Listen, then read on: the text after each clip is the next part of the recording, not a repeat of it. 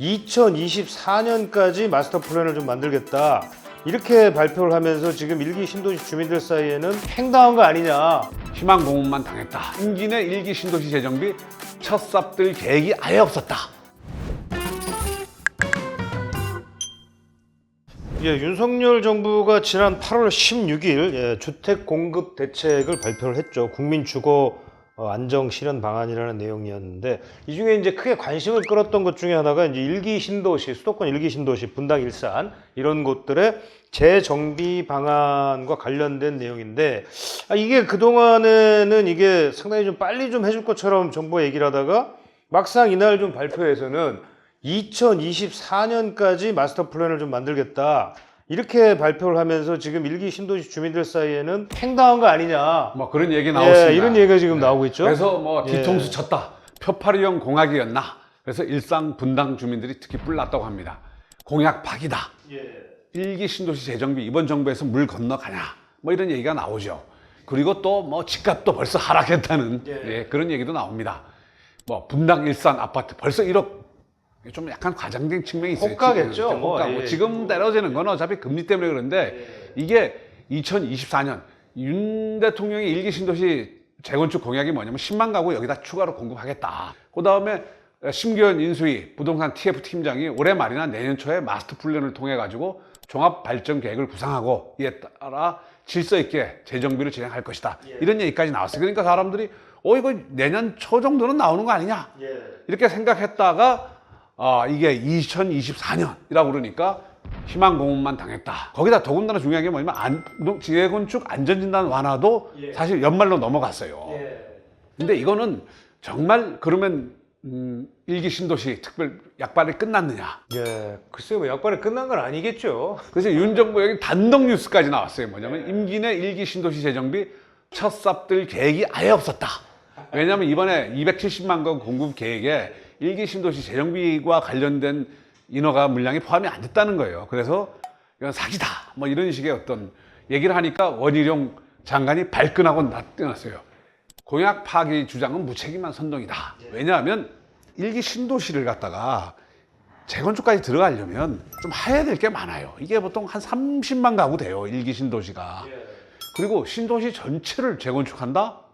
이거 간단한 문제가 아니에요. 일단 얘기 나오는 게 순환 재개발, 순서 조정, 그다음에 문제는 지방과의 형평성, 뭐 이러면서 어쨌든 근데 윤 대통령이 일기 신도시 마스터 플랜 국민께 제대로 설명이 안 됐다. 뭐 이런 얘기까지 나오고 있어요. 근데 인수위 당시에도 윤 임기 내 일기 신도시 시작 어렵다는 결론이 나왔다. 뭐 이런 보도까지 나오는데 어느 것이 진실일까요? 이게 이제 집값이 하락하는 걸까요?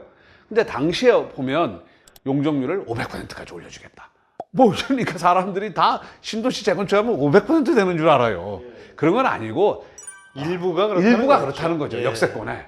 그리고 최고, 그러니까 최고 용적률. 그리고 그렇게 하는 데는 또 절반 용적률 상한선에 뭐 절반을 뭐 임대주택으로 집어넣는다든지 청년 역세권 하죠. 그런 얘기거든요. 근데 이 분당 일산 어쨌든 일기 신도시의 평균 용적률을 보면 분당이 184%, 일산이 169%. 사실은 분당 일산이 규모도 크고 원래 재건축을 하려면 용적률이 낮고 대지 지분이 넓어야 되잖아요.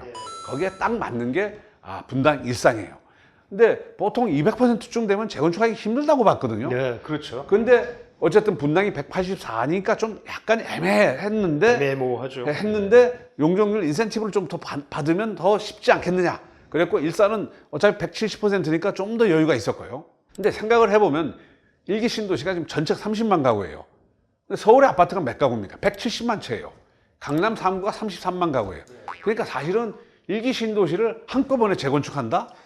있을 수 없는 일이죠. 그리고 더구나 문제가 뭐냐면 우리가 보면 그것 때문에 사실은 가격이 많이 올랐어요.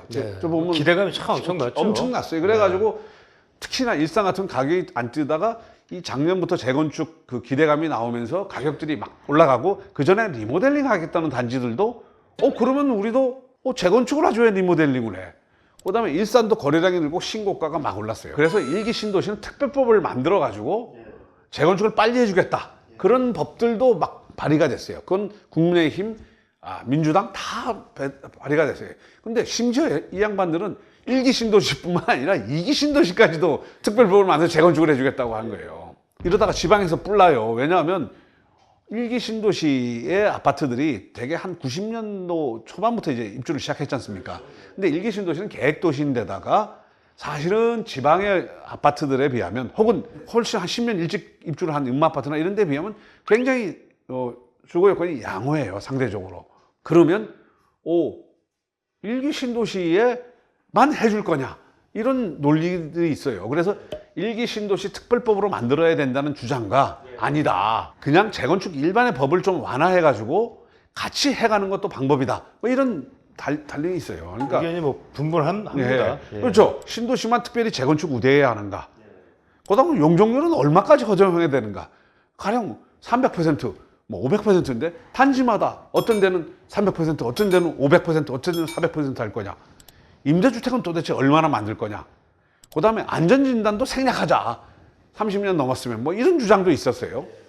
그다음에 리모델링을 하겠다는 아파트들도 있었어요. 많이 있죠. 있죠. 예, 지금도. 리모델링이 훨씬 더 이게 속도가 빠르고, 그다음에 재건축하고 사실 큰 차이도 없습니다. 생각해 보면은 뭐 어마어마한 재건축 용적률을 받지 않는 이상에는. 그런데 생각해 보면 음마아파트 재건축 자절 26년이 됐어요.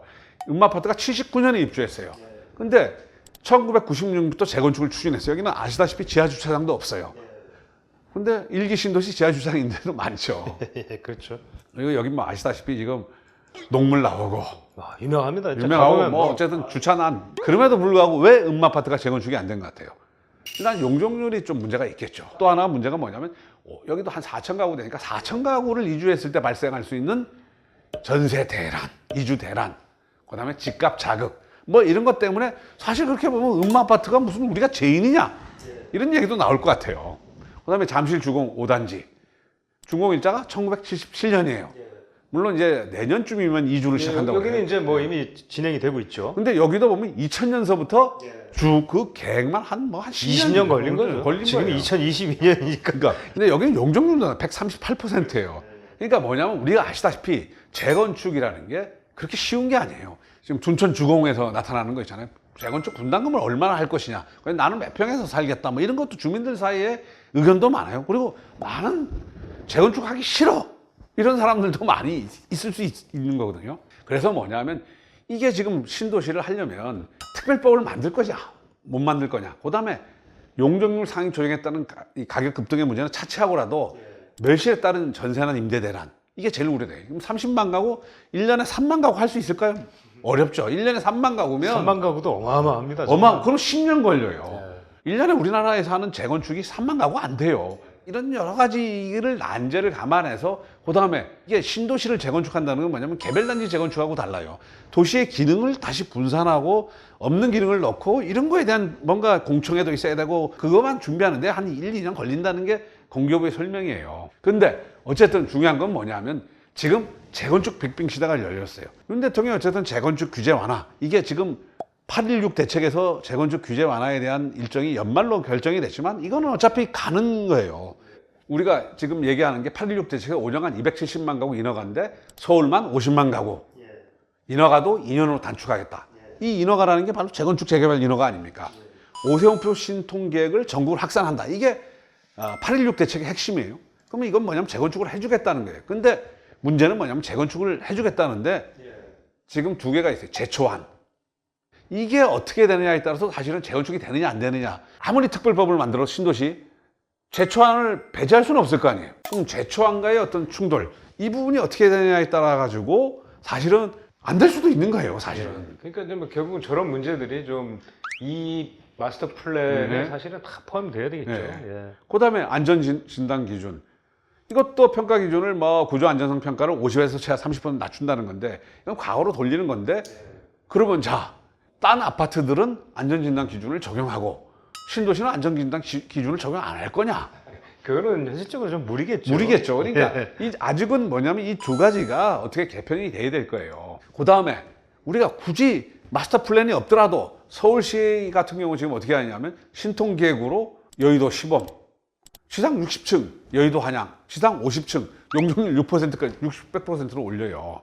그러니까 뭐냐면 신도시의 마스터 플랜이 없더라도 서울시가 경기도가 하면 또 빠르게 할 수도 있는 거예요. 그러니까 있죠, 사실. 잠실 주공 5단지 드디어 50층으로 한다는 거 아니에요. 이것도 신통기획으로 대치 미도도 49층으로 한다는 거예요. 이건 뭐냐, 신통기획을 중앙정부가 한 거 아니에요.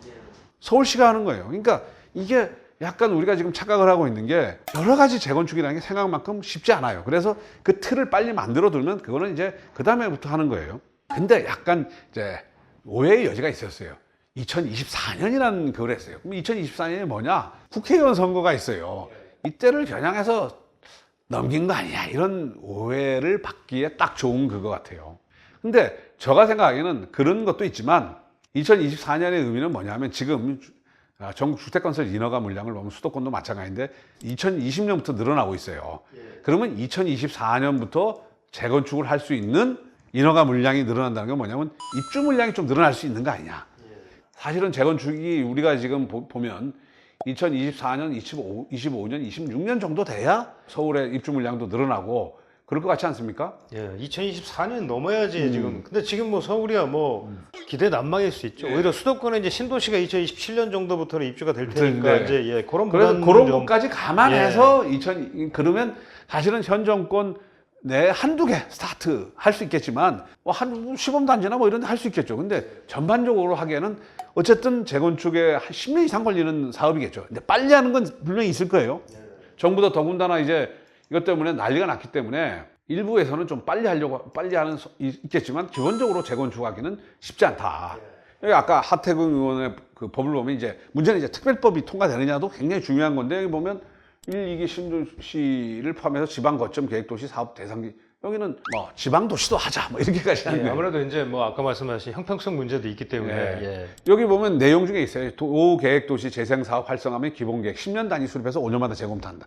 이런 특별법을 해도 결국은 뭐 5년 단위, 10년 단위 계획으로 해가지고 하기 때문에 생각하는 것만큼 속도가 나기는 쉽지 않아요. 그다음에 또 문제는 분담금 문제. 복잡합니다. 정말. 복잡한 제약 설립해도 이해관계를 주민들이 맞추는 게, 예. 재건축 조합 설립해놓으면 주민들끼리 싸우고 난리 나잖아요. 그다음에 분담금 어떻게 할 거냐. 지금이야 이제 집값이 오르니까 하겠지만 이게 집값이 내년, 내후년 계속 떨어진다. 그럼 분담금은 눈덩이처럼 늘어나요. 그다음에 하라고 해도 아마 안 하겠죠. 임대주택도 지어야 되잖아요. 임대주택. 근데 최근에 어쨌든 이 부분이 문제가 됐던 게 신도시의 재건축은 속도를 좀 조절하려고 할 거예요. 이게 집값이 한 1년 사이에도 되기 전에 굉장히 많이 올랐어요. 그러다 보니까 자 여기도 일산 보면 이렇게 취소됐어요. 그러니까 약간 정부 입장에서는 겁이 날 수도 있겠죠. 겁을 네, 내는 것 같아요. 그래서 속도 조절을 하는 건데 또 주민들의 이해관계가 떨어지는데 제가 보는 입장은 그러면 이 가격이 좀 떨어진다. 저는 이게 물 건너갔다고는 안 봐요. 이게 어차피 할 건데 어차피 속도는 조절할 수밖에 없다. 그런 측면에서 이번에 금리도 올라가고 뭐 이래서 집값이 떨어진다면 적어도 1, 2년 전 가격으로 좀 떨어진다면 분당이나 일산의 집은 지금 들어가서 살 수도 있어요. 있는 정도의 수준이 돼요. 굉장히 좋은 아파트들도 많아요. 거기 들어가 살면서 재건축을 기대하는 그런 전략을 쓰는 것도 내 집 마련 전략으로 좋은 게 아닌가 저는 그렇게 생각이 들어요. 예, 지금 뭐 신도시 분당 일산 아파트가 솔직히 뭐 못 사는 아파트는 아니지 않습니까? 들어가서 얼마든지 살 수 있는데 지금 이제 이 얘기가 나오는 거는 이미 30년이 도래했고 조금씩 문제가 생기니 그런 생활 불편들이 생기기 시작했으니 이제 좀 한번 정리하고 재건축의 기반을 좀 할 수 있는 길을 열어주겠다. 사실은 그렇게 보는 게 더 바람직하지 않을까요? 이걸 그러니까 그래서 이제 장기적으로 아까 말씀하신 것처럼 들어가서 뭐 5년이 좋고 10년도 좋고 이미 분당 일산 자체가 뭐 살기가 나쁜 곳은 아니니까. 그리고 마스터 플랜이 나와도 어느 단지부터 할 거냐. 그러니까 이제 그런 부분들이 결국에는 이제 예전에 이제 서울의 뭐 5개 저밀도 지구 아파트 같은 경우도 어디가 먼저 할까는 했지만 결국에는 또 정리는 되더라고요. 되더라고요. 또. 그렇죠. 예. 노후 아파트 순서대로 조정을 하면서 돼요. 알아서 그냥 이렇게 또 근데 조정이 예. 아파트라는 게 시간이 좀 걸려요. 공사기간만 한 3년 되고 이주 한 1년, 최소 4년에다가 그다음에 그 전에 조합해가지고 이제 이해관계 조합하는 것도 1, 2년 걸리니까 사실은 2024년이라고 그래도 이제 뭐 얼마 남았습니까? 한 2년 내에. 근데 문제는 그 틀이 만들어져야 되는 거니까 너무 이 부분에 대해서 어쨌든 분당 일산 주민 입장에서는 뭐 더 빨리 하면 좋겠지만 분당 일산에 어쨌든 내 집 마련을 어쨌든 기다리시는 분 입장에서는 그럼 뭐 굳이 나쁜 얘기는 아닌 것 같아요. 이게 저는 물 건너갔다기보다는 2보 전진을 위한 1보 후퇴. 계획이 아닌가 이런 생각도 들어요. 여하튼 뭐 정부의 좀 조금 더 전향적인 뭔가 좀 국민의 의견을 좀 잘 받들겠다고 정부도 얘기를 했으니까 한번 뭐 지켜보시죠. 그렇게 해야 예. 되겠죠. 예.